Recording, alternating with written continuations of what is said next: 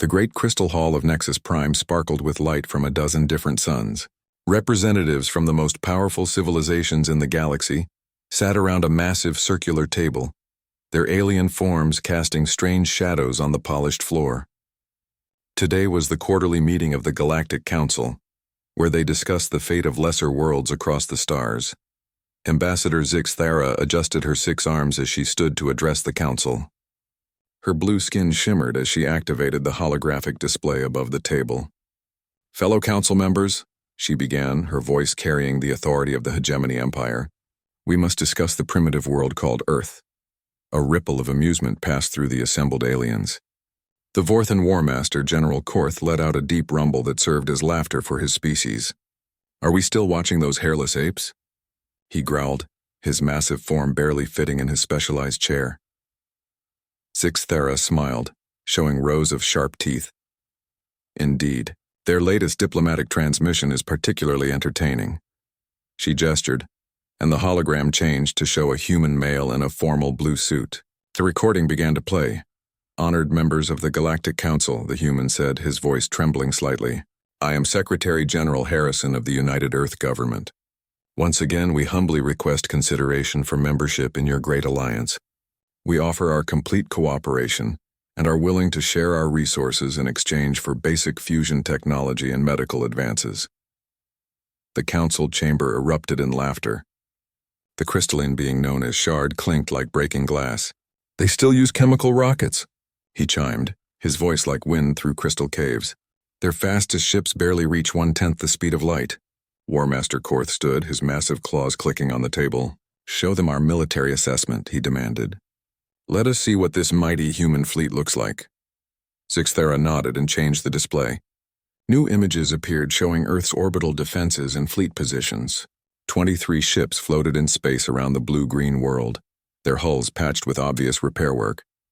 The largest vessel, marked as UES Defiance, looked like an old cargo ship with weapons bolted onto its sides. "This is their entire space navy," Zixthara announced. 23 ships, most of them converted mining vessels or patrol boats. Their weapons are kinetic projectiles and primitive energy beams. Their armor is simple metal plating. A single one of our destroyers could defeat their entire fleet. The laughter grew louder. Ambassador Quelix of the Trade Federation shook her tentacled head. "I've seen asteroid miners with better equipment," she gurgled through her breathing apparatus. Elder Thane of the Ancient Collective leaned forward, his old eyes glowing with amusement. "They've been sending these requests for 40 Earth years now. Always the same desperate tone, always offering to trade everything they have for scraps from our table." "What about their technology development?" asked Minister Valix of the Research Alliance, always interested in scientific progress. Zixthara pulled up another display. "Pathetic. They've barely mastered nuclear fusion, and only for power generation. Their computers are crude silicon-based systems. They still use physical currency in some regions. Most remarkably, they've shown no advancement beyond their current level for the past 30 standard years." War Master Korth slammed his fist on the table, making the smaller aliens jump. 30 years without improvement. They're not just primitive, they're stagnant, a dead-end species that peaked before they even left their home system. "Should we consider uplift protocols?" asked Minister Valix. "Perhaps they could serve as a client species if properly guided." "Absolutely not," Zixthara replied firmly. "They're too aggressive and unpredictable. Look at their history. Constant warfare among themselves, environmental destruction, territorial disputes that last for centuries. They would be nothing but trouble. Then what do you propose?" Elder Thane asked. "Continued quarantine," Zixthara announced. "We maintain the sensor barriers around their system. They can send all the messages they want, but no contact beyond basic acknowledgement. Let them remain isolated until they either develop into something worthwhile or destroy themselves." The vote was unanimous. Every species agreed that Earth should remain cut off from galactic civilization. Far from the gleaming halls of Nexus Prime, a small observation post drifted in the dark space at the edge of Earth's solar system. It looked like nothing more than a piece of space debris, its surface scarred and pitted from years of micrometeorite impacts. 2 humans sat inside its cramped command center, watching displays that showed readings from across the galaxy. Lieutenant Commander Sarah Kim adjusted her headset as the Galactic Council's transmission came through. Next to her, Sergeant Mike Torres recorded everything on quantum storage devices. They're really enjoying themselves, Torres muttered as the alien laughter filled their small cabin. Listen to that War Master. Thinks we're still using chemical rockets. Kim smiled as she watched Ambassador Zixathera present their assessment of human capabilities. Every piece of information was exactly what they wanted the Council to see. The old ships, the primitive weapons, the desperate diplomatic messages, all of it carefully crafted theater. 30 years without technological improvement, Torres repeated, shaking his head. If only they knew what we've really been doing for 30 years. Kim activated an encrypted communication array hidden within the fake debris field. Shepard Station, this is Watchtower 7. Council meeting concluded. They bought it completely, maintaining quarantine status for another cycle. The response came back instantly. Copy Watchtower 7. Admiral Chen sends her thanks. Phase 1 continues as planned. Kim looked at Torres, both of them thinking about what lay hidden in the dark spaces between planets. The real human fleet, built in secret shipyards scattered across the outer system. Ships that used technologies the Galactic Council couldn't imagine, powered by discoveries they'd made in ancient ruins on Jupiter's moons. How much longer? Torres asked quietly. Kim watched the Council members continue their celebration, completely unaware that human agents had been infiltrating their governments for decades. Not much longer, she said. They're getting cocky. War Master Korth especially. Did you see how he dismissed our pathetic military? Yeah, Torres grinned. He's going to love the surprise we have waiting for him. On the display, the Galactic Council was wrapping up their meeting. They had no idea that their quantum communications were being intercepted and decoded by technology that came from civilizations that existed before their ancestors learned to make fire. They had no idea that humans had been watching them, learning their weaknesses, preparing for the day when the quarantine would end. Kim began composing a message for Admiral Chen. Hidden somewhere in the vast darkness beyond Neptune, the true Armada was waiting, invisible to every scanner the galaxy possessed, ready to show these arrogant aliens what humanity could really do when they stopped pretending to be helpless. As the alien delegates filed out of their crystal hall, laughing about the primitive humans and their laughable requests for membership, they had no idea they had just sealed their own fate. They had mocked Earth for the last time. The next phase could begin.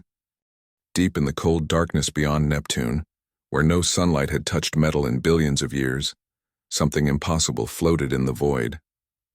The UES Prometheus hung motionless among a fleet that officially didn't exist, its massive hull stretching 3 kilometers from bow to stern. Admiral Sarah Chen stood on the bridge, watching holographic displays that showed the positions of ships scattered across the outer solar system. Ma'am, we've received the Council transmission from Watchtower 7, reported Commander Torres, stepping up beside the Admiral. They voted to maintain quarantine status. War Master Korth was particularly dismissive of our capabilities. Chen nodded, her expression calm. Around them, the bridge bustled with quiet activity as officers monitored systems that used technology decades ahead of anything Earth's surface governments possessed. The walls displayed star charts marking the positions of every major alien fleet in the galaxy, along with detailed analyses of their weapons and defensive capabilities. Good, Chen said. The longer they underestimate us, the better our chances when this goes active. She gestured to the main display. Show me the fleet status report. The hologram changed to reveal the true scope of humanity's secret. Hundreds of ships floated in the darkness, destroyers that could outrun anything in the galaxy, carriers filled with fighter craft that bent physics around them, and massive dreadnoughts armed with weapons that channeled energies older than recorded history. Chen walked to the central command platform, her boots clicking on metal that hadn't been forged by human hands. 30 years, she said to Torres. 30 years since the discovery on Titan changed everything. The memory was still clear in her mind. The archaeological team had been drilling deep into Titan's ice when they broke through into something that shouldn't have existed, a vast chamber filled with technology from a civilization that had vanished before Earth's sun was born. The artifacts they found there revolutionized human understanding of physics, energy manipulation, and space travel. The ancients knew things the current galaxy has forgotten, Torres said, understanding her thoughts. Gravitational manipulation, quantum tunneling, energy conversion rates that should be impossible. Chen nodded. And the Council species think they're the peak of galactic evolution. She called up another display showing the alien homeworlds. They've grown soft in 10,000 years of uncontested superiority. They've stopped innovating, stopped pushing boundaries. The truth was even more complex than the Council realized. While they'd been monitoring Earth's primitive surface fleet, humanity had been reverse engineering ancient technology and building an armada in the dark spaces where no one would look. Mining operations on asteroids provided cover for the construction of massive shipyards. Research stations studying Jupiter's moons hid laboratories where human scientists learned to manipulate gravity itself. Dr. Elena Vasquez approached from the science station. "Admiral, the latest reports from our embedded agents are coming in." She activated a secure holographic display that showed alien faces and locations across the galaxy. "Our people have achieved positions in 12 major governments, 18 military commands, and 37 research facilities." Chen studied the faces of humans who had undergone years of biological and psychological conditioning to pass as aliens. Enhanced humans who could survive in different atmospheric conditions, whose modified physiology allowed them to blend perfectly into alien societies. They'd been gathering intelligence for decades, learning languages, understanding cultures, mapping the internal structures of every major power in the galaxy. Agent Rodriguez reports from the hegemony capital that their primary fleet is conducting training exercises in the Aldara system. Vasquez continued. Agent Kim has confirmed that Vorthon military doctrine still assumes technological superiority over all potential enemies. And Agent Martinez has documented critical vulnerabilities in the Council's quantum communication network. "Perfect," Chen said. "They've made the same mistake that countless civilizations have made throughout history. They believe their current advantages will last forever." Commander Torres pulled up a tactical display. "Ma'am, what about the surface governments? President Martinez has been maintaining the diplomatic facade. But how long can we keep this up?" Chen smiled. "President Martinez knows her role. The surface governments continue sending desperate diplomatic messages while we prepare the real response. Every plea for membership, every offer to trade resources for basic technology, it all reinforces their belief that we're helpless." The Admiral walked to a viewing port where she could see other ships of the true Armada floating in formation. Each vessel represented technologies that the Galactic Council couldn't imagine. Engines that folded space-time to achieve faster-than-light travel, without the limitations of traditional hyperspace. Weapons that channeled zero-point energy into devastating focused beams. Defensive systems that could bend reality around a ship, making it effectively untouchable. The ancient ruins weren't just on Titan, she continued. We found sites on Europa and Celadus, even in the asteroid belt. Whoever the ancients were, they had a vast civilization in the system before they vanished. They left behind enough technology to change the balance of power in the entire galaxy. Dr. Vasquez activated another display showing the reconstruction of ancient facilities. The quantum computers alone were revolutionary. They allowed us to crack every alien encryption system in existence. We've been reading their private communications for 20 years. Chen nodded. Which is how we know about their internal politics, their military weaknesses, their economic dependencies. When the time comes, we'll know exactly which pressure points to target. An urgent chime sounded from the communication station. "Admiral," called Lieutenant Park, "we're receiving a priority transmission from Earth Command. President Martinez is requesting immediate consultation." Chen moved to her command chair. "Put her through full encryption." The hologram of President Martinez appeared, her expression serious. "Admiral, we've just received word that the Vorthon Empire is making aggressive moves toward our system. Their ambassador has been talking about expansion opportunities and primitive worlds ripe for colonization." "Expected and right on schedule," Chen replied. "How long before they make their move?" "Intelligence suggests within the month. They're mobilizing what they call their third fleet. Apparently, they consider it sufficient force to handle our pathetic defenses." Torres leaned forward. "Third fleet strength?" 50 capital ships plus escorts, Martinez replied. "According to our embedded agents, War Master Korth himself will be commanding. He considers it beneath his rank but wants to personally oversee Earth's surrender." Chen felt a cold satisfaction settle in her chest. "Perfect. Signal all fleet commanders to begin Phase 2 preparations. Our Vorthon friends are about to learn why humanity spent 30 years in the shadows." Dr. Vasquez looked up from her station. Ma'am, what about the other council species? When the Vorthans don't report back, they'll come to investigate, Chen said, and they'll find something they never expected. She stood, her voice carrying across the bridge. Prepare coded transmissions to all embedded agents. When the Vorthans enter our system, I want every alien government to experience mysterious system failures, security breaches, and equipment malfunctions simultaneously. The bridge crew began working with quiet efficiency, preparing for a confrontation that would change the balance of power in the galaxy. On screens around them, the true Armada began subtle movements, ships positioning themselves for an ambush that had been planned for 3 decades. Chen walked back to the viewing port, looking out at the fleet that represented humanity's true response to galactic arrogance. Soon the Vorthans would enter the Sol system expecting to find a primitive world defended by converted cargo ships. Instead, they would discover that humanity had been waiting for them with technologies that predated their entire civilization. The time for hiding was almost over. The galaxy was about to learn what humans could accomplish when they stopped pretending to be weak. The Vorthan Third Fleet emerged from hyperspace at the edge of Earth's solar system like a swarm of metal predators. 50 massive warships arranged themselves in perfect battle formation, their hulls gleaming with the dark energy that powered their weapon systems. At the center of the formation, the flagship Dread Talon carried War Master Korth toward what he considered the easiest conquest of his career. Pathetic, Korth growled as he studied the tactical display on his command bridge. His massive clawed hands gripped the arms of his command throne, carved from the bones of creatures from his homeworld. 23 primitive vessels and a few orbital defense platforms. This won't even qualify as target practice. His second-in-command, Captain Vex, approached with the communications report. War Master, we've detected multiple transmissions from the human homeworld. They appear to be panicking and calling for help from other species in the sector. Korth's laugh rumbled through the bridge like distant thunder. Of course they are. Show me their fleet disposition. The main screen displayed the human ships emerging from behind their planet's moon. The vessels looked exactly as pathetic as the Galactic Council's intelligence reports had described.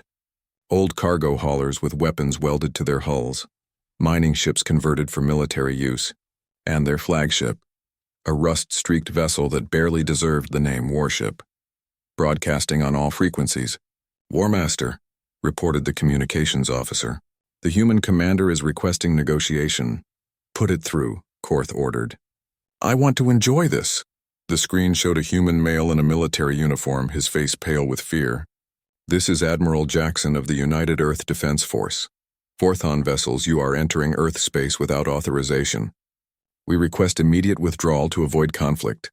The Vorthon bridge crew burst into laughter.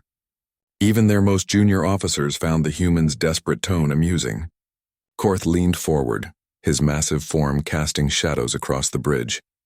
Human, he spoke into the communicator, his voice filled with contempt. I am War Master Korth of the Vorthon Empire. Your primitive world has been selected for colonization. Surrender immediately and your deaths will be quick. The human admiral's face grew paler. We cannot surrender our homeworld. We will defend Earth with our lives. Then you will die with your lives, Korth replied, cutting the transmission. He turned to his weapons officer.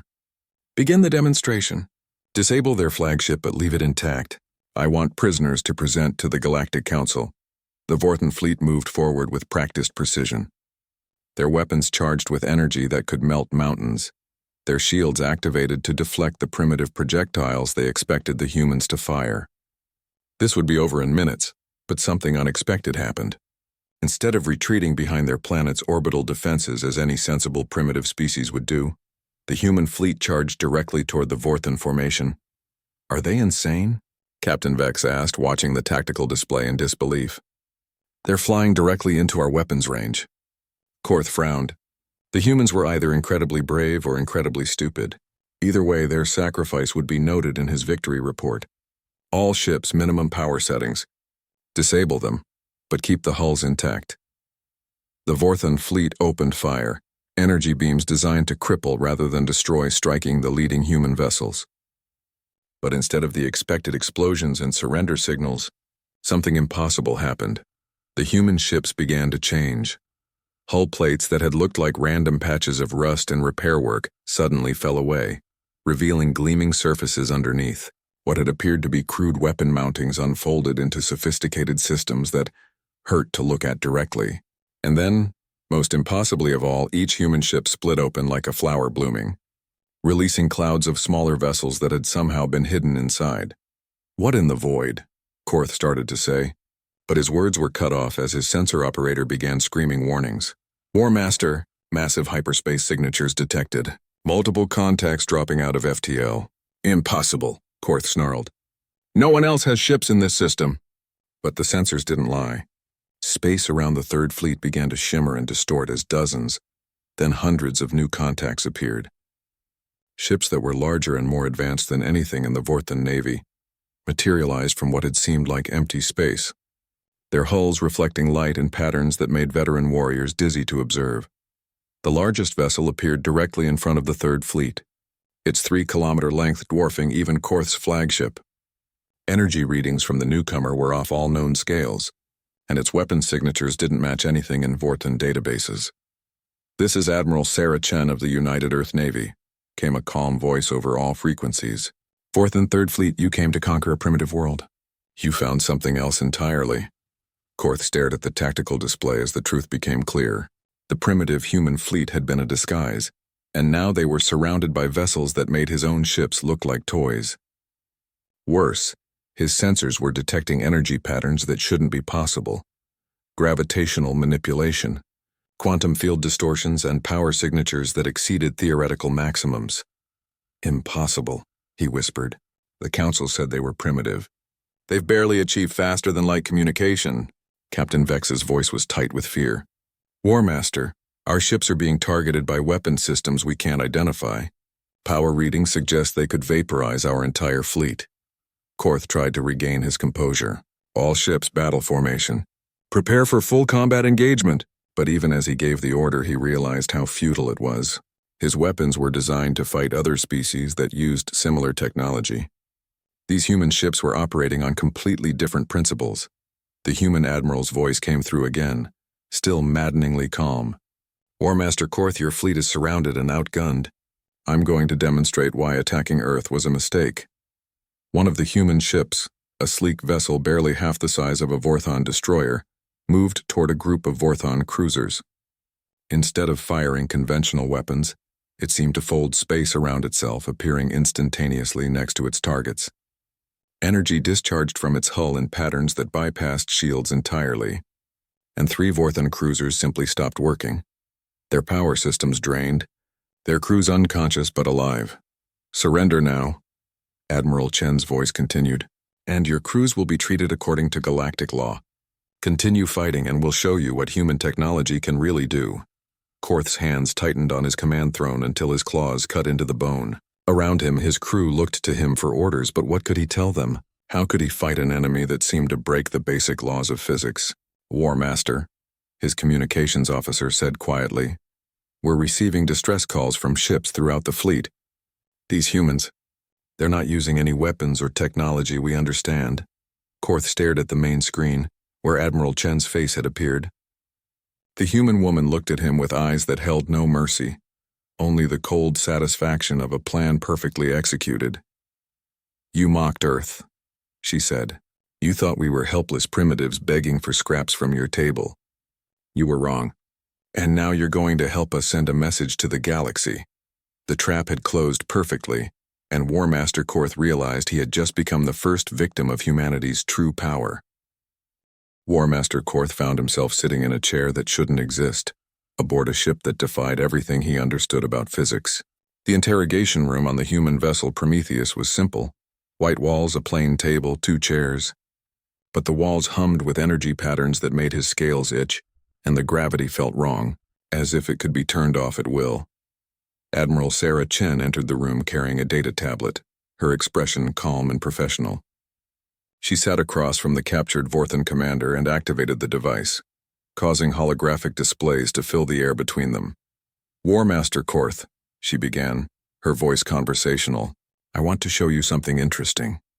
The hologram displayed detailed schematics of Vorthan ship designs, not just external views, but complete internal layouts including classified sections that only high-ranking military officers should know about.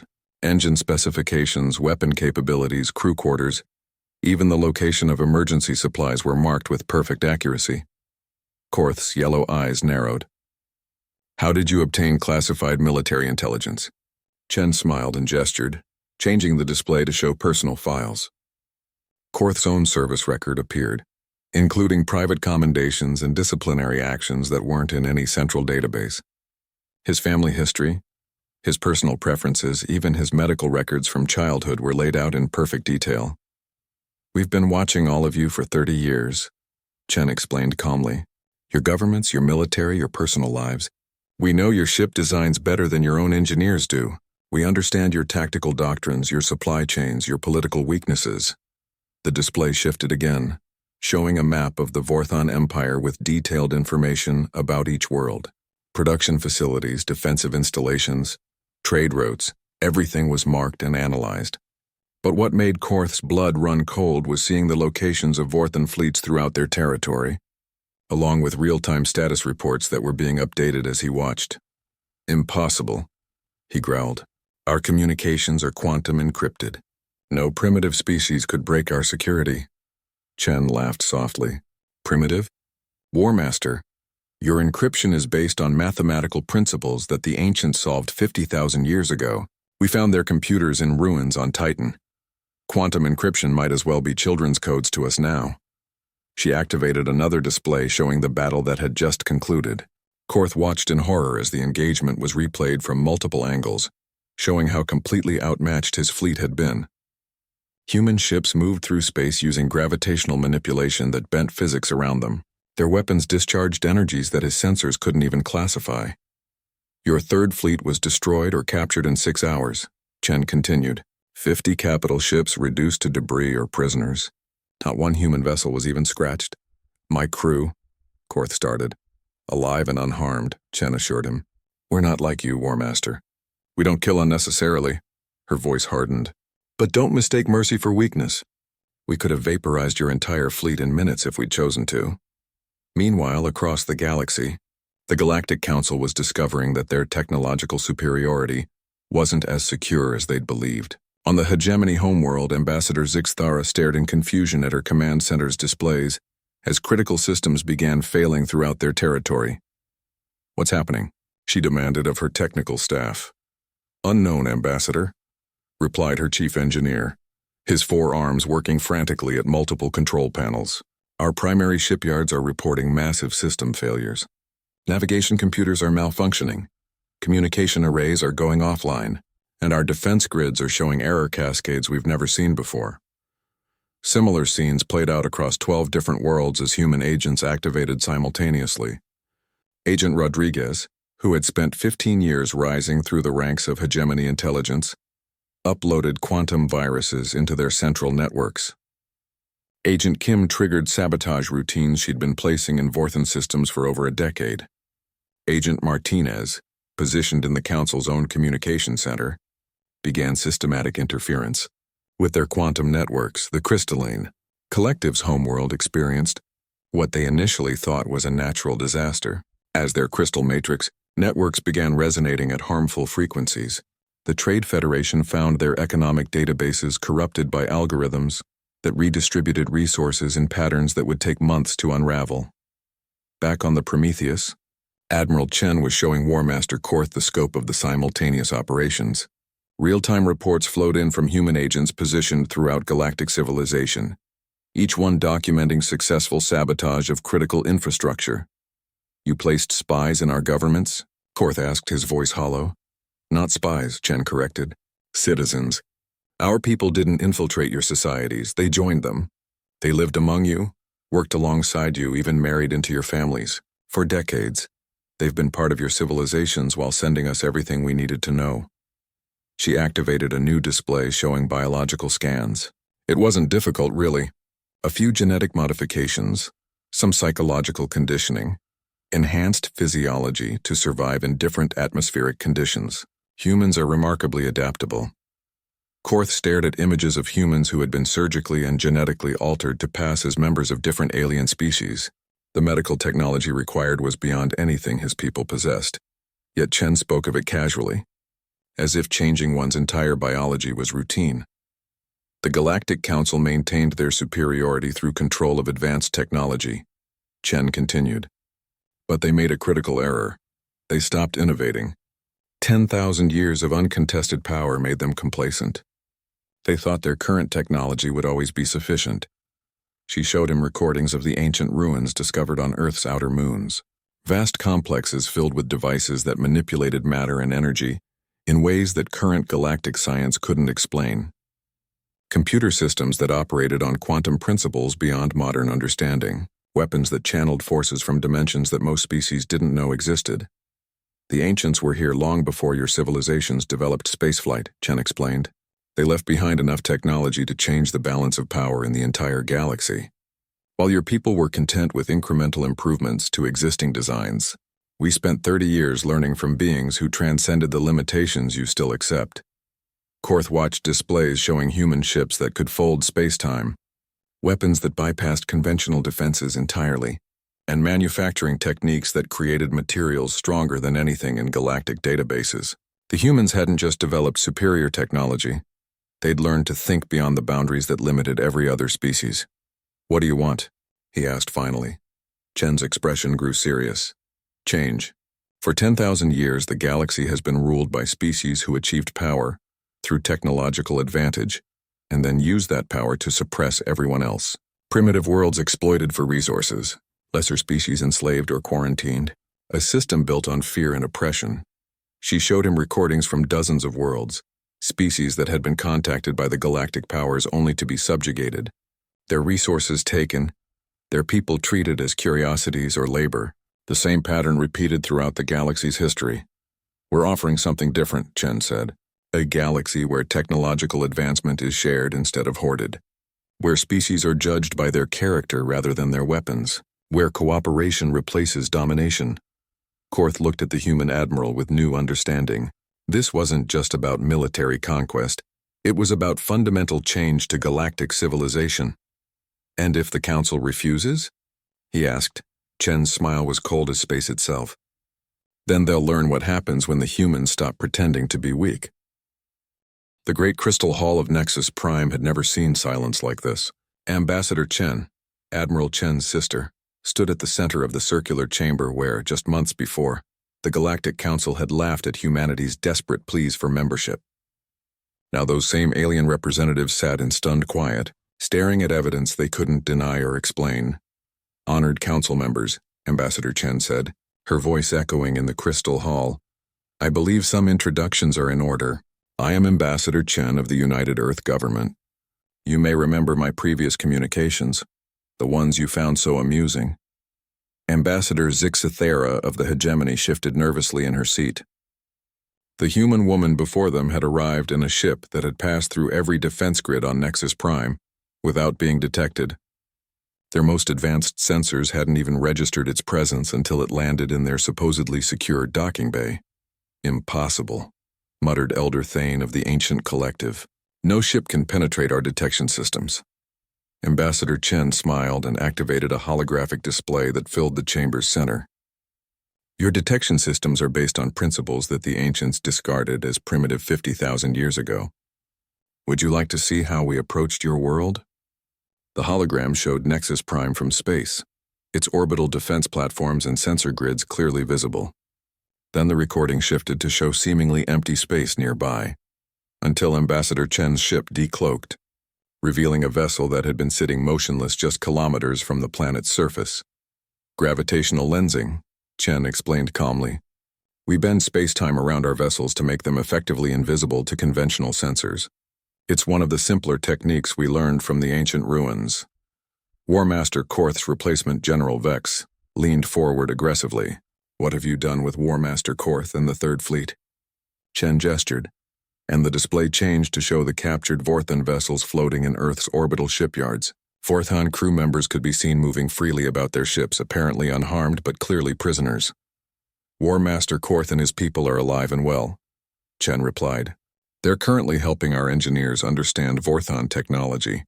In return, we're teaching them about gravitational manipulation and quantum field theory. It's been quite educational for everyone involved." The casual way she spoke about holding an entire fleet captive sent chills through the assembled aliens. Minister Valix of the Research Alliance spoke up, his voice shaking slightly. "What do you want from us?" Ambassador Chen walked to the center of the chamber, her footsteps echoing in the silence. Change. Complete fundamental change to how this galaxy operates. She activated new displays showing dozens of worlds throughout galactic space. For 10,000 years, you've maintained power through technological superiority. You've exploited primitive worlds, enslaved lesser species, and prevented any potential rivals from developing. The display showed the ugly truth of galactic history. Species contacted only to be subjugated, worlds stripped of resources, civilizations destroyed when they showed signs of advancing beyond acceptable levels. We represent the end of that system, Chen continued. Humanity offers a different path forward. General Vex stood angrily, his massive form towering over the seated representatives. You dare threaten the combined might of the galactic powers? We have thousands of ships, millions of soldiers. Chen turned to face him calmly. General, 3 days ago the hegemony's Grand Fleet attempted to mobilize against Earth. Would you like to see how that ended? The hologram showed space near the hegemony homeworld, where hundreds of alien warships floated dead in space, their crews unconscious but alive. Human vessels moved among them like shepherds tending a flock, their impossible technology making any resistance futile. Your ships couldn't even target ours effectively, Chen explained. Quantum jamming systems disrupted your targeting computers. Gravitational fields prevented your weapons from firing. Neural dampening fields rendered your crews unconscious without causing permanent harm. Ambassador Zixathera's voice was barely a whisper. The Grand Fleet? Defeated without firing a shot? We don't enjoy violence, Chen replied. But we won't tolerate aggression either. Every species that has tried to attack Earth has found their fleets disabled and their crews unharmed but captured. We're not conquerors. We're reformers. The display changed to show detailed intelligence files on every council member present. Personal histories, family connections, private communications, financial records. Everything was laid bare with terrifying completeness. We know everything about your governments, your military capabilities, your economic dependencies, Chen said. We've been preparing for this moment for 30 years. Every strategic resource, every defensive installation, every possible alliance you might form, we've already accounted for all of it. Elder Thane spoke with the weight of centuries behind his words.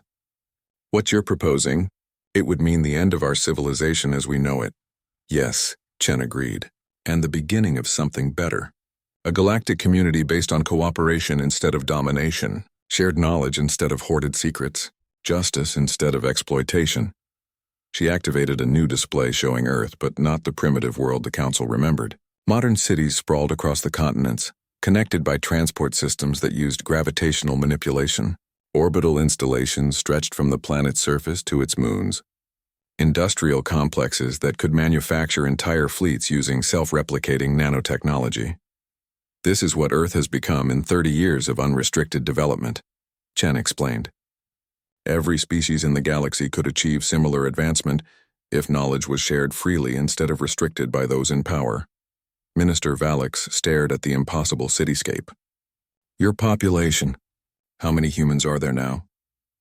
12 billion on Earth, 8 billion in our off-world colonies, and about 2 million embedded in your various civilizations, Chen replied casually, plus several million more in our deep space installations throughout the galaxy. The math was staggering.